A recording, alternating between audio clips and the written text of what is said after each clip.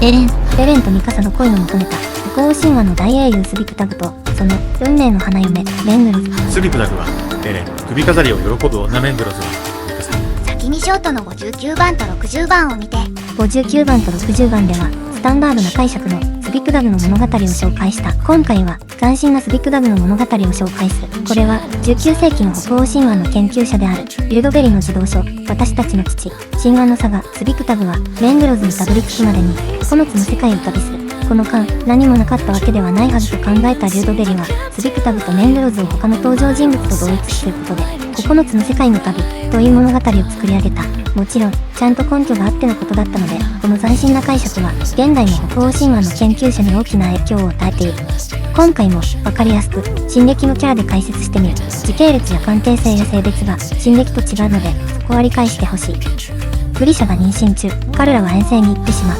その間にダイナはグリシャに一目惚れしグリシャを無理やり連れて行き略奪婚する。そこでグリシャはエレンを産む。グリシャは彼らを思い続け結局エレンを連れて離婚する。しかし彼らの帰りを待っている最中にグリシャは死んでしまう。戻った彼らは植物の女神エレナと一緒に住むようになり2人とエレン、イエレナの連れ子のサシャは一緒に暮らすようになる。一方ダイナは別の人と結婚し多分ハルコが生まれる。ハルコ？このダイナってのは一見ハウ意味するのかもしれない。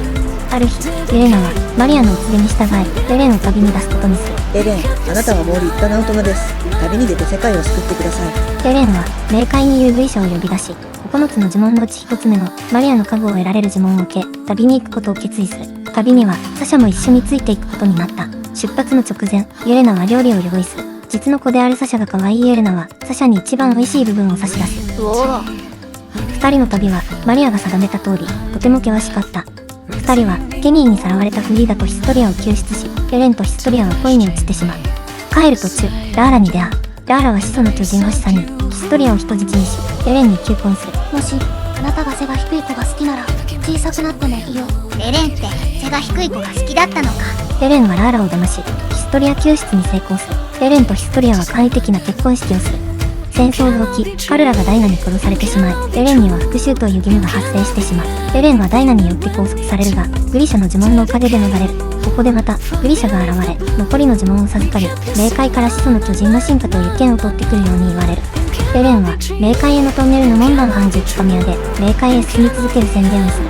ハンジは君は重要な使命を持っているに違いないとエレンにカブの帽子を授ける。ゴーとハオルシーンはただのカッコつけじゃなかったんだ。続きはショートの62番で。全然ミカサが出てこないな。